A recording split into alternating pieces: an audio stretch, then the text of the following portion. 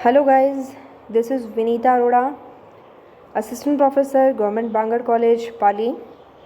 Introduction of statistics के अगले भाग में आज हम बात करेंगे आपके सामने कलेक्शन ऑफ डेटा की।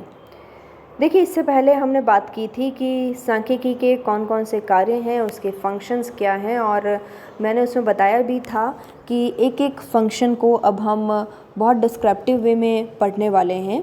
तो आज से हम शुरू करते हैं एक एक पर्टिकुलर फंक्शन को, एक एक कार्य को, सांख्यिकी के हर एक कार्य के बारे में अब हम डिस्क्रिप्टिव वे में समझेंगे।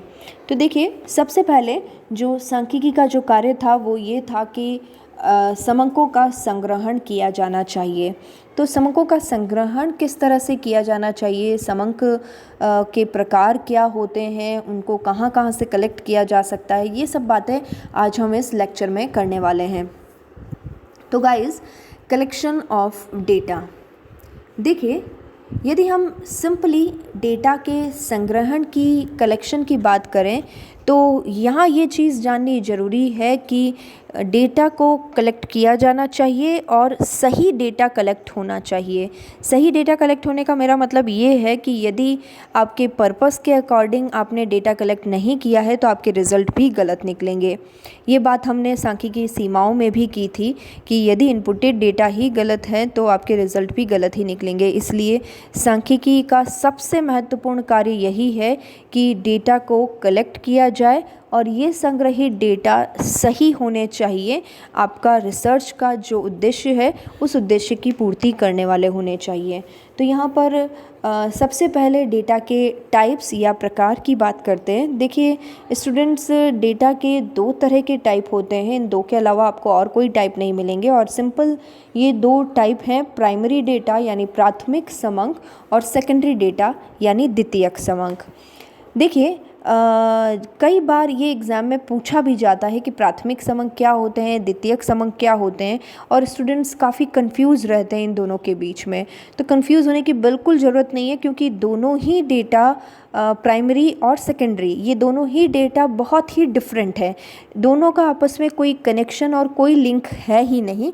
इसलिए प्राइमरी डेटा और सेकेंडरी डेटा दोनों ही अलग अलग बात है, दोनों की बात अलग अलग है। तो फ़िलहाल प्राइमरी डेटा की बात करें तो प्राइमरी डेटा वो डेटा होते हैं बच्चों जो कि हम अपने रिसर्च के पर्पस के अकॉर्डिंग खुद रिसर्च फील्ड में जाकर खुद इकट्ठा करेंगे। यहाँ खुद होने से मतलब ये है बच्चों कि अनुसंधानकर्ता, जो इन्वेस्टिगेटर है, जो रिसर्चर है, जो रिसर्च करना चाहता है, वो खुद यदि उस डेटा को कलेक्ट करता है तो यह एक प्राइमरी डेटा कहलाएगा। जैसे यदि मैं आपको कहती हूँ कि आपके क्लास के 100 स्टूडेंट्स को लॉकडाउन में पढ़ने की आदत है या नहीं, तो ऐसी स्थिति में आप हर एक स्टूडेंट को फ़ोन करके पूछते हैं कि लॉकडाउन में आपने पढ़ाई की या नहीं की। ऐसी स्थिति में आप खुद हर एक स्टूडेंट से कांटेक्ट कर रहे हैं, आपके रिसर्च एरिया में खुद जा रहे हैं और शुरू से लेकर एंड तक आप खुद ही काम कर रहे हैं। तो ये आपका प्राइमरी डेटा कहलाएगा। प्राइमरी यानी प्राथमिक, जिसे अनुसंधानकर्ता खुद कलेक्ट करता है। लेकिन इसके अपोजिट बात करें बच्चों, बिल्कुल कंफ्यूज होने की ज़रूरत नहीं है आपको। इसके अपोजिट सेकेंडरी डेटा है। सेकेंडरी डेटा में रिसर्चर खुद कलेक्ट नहीं करता है, ये ऑलरेडी डेटा हमें मिल जाते हैं।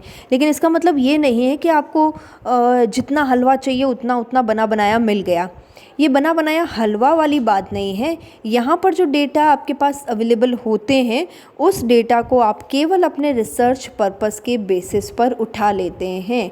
रिसर्च पर्पस के बेसिस पर उठा लेते हैं यानी इसका मतलब यदि मैं कम्प्लीटली आपको बताऊँ तो ये कुछ इस तरह से होगा।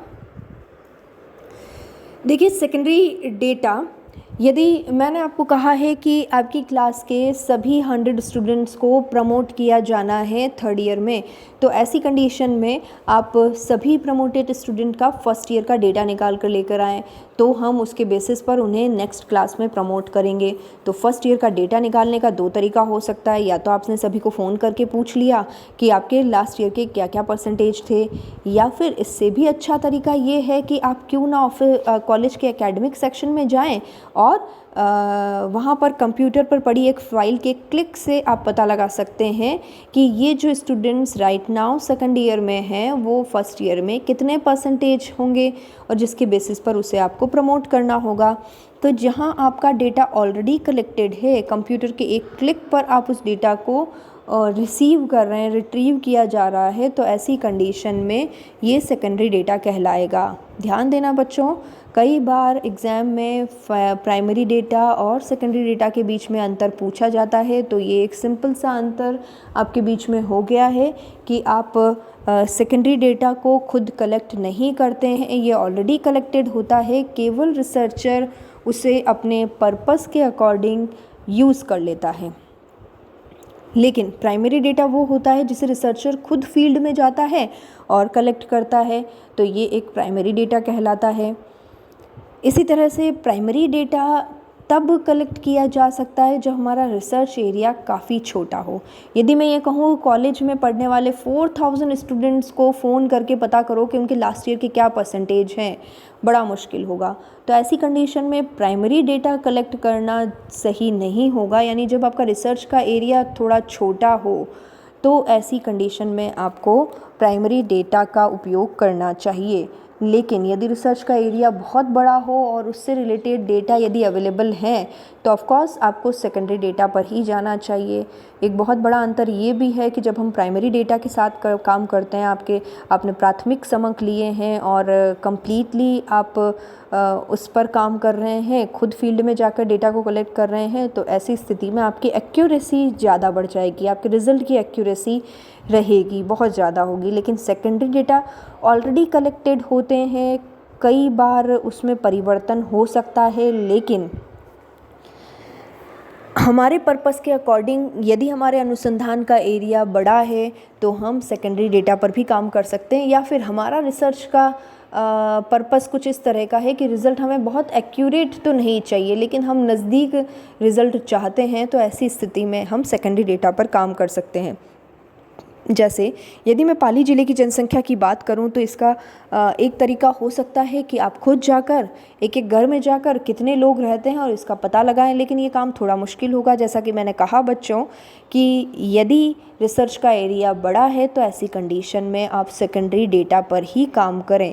तो आपने क्या किया, भारत सरकार की, गवर्नमेंट ऑफ इंडिया की सेंसस साइट को खोल दिया, जनगणना वाली वेबसाइट को खोला और उसमें पाली टाइप करने पर आपको पाली ज़िले का पूरा जनसंख्या अवेलेबल हो जाएगी। लेकिन जैसा कि मैंने आपको कहा बच्चों कि यदि आप सेकेंडरी डेटा पर काम करते हैं तो आपकी डेटा की एक्यूरेसी बहुत ज़्यादा नहीं होती है, डेटा का रिज़ल्ट बहुत ज़्यादा अच्छा नहीं होगा, क्योंकि ये जो डेटा आपके कलेक्टेड हैं जो कि सेंसस की वेबसाइट पर मिल रहे हैं वो सन 2011 के डेटा है। सन 2011 से लेकर 2020 के 9 सालों में कई सारे चेंजेस हुए होंगे, कई लोग पैदा हुए होंगे और कई लोगों की डेथ हुई होगी। तो ऐसी कंडीशन में हम जो आप रिज़ल्ट लेकर आएंगे कि पाली ज़िले की जनसंख्या इतने लाख हैं, तो ये जनसंख्या 9 साल पुरानी है।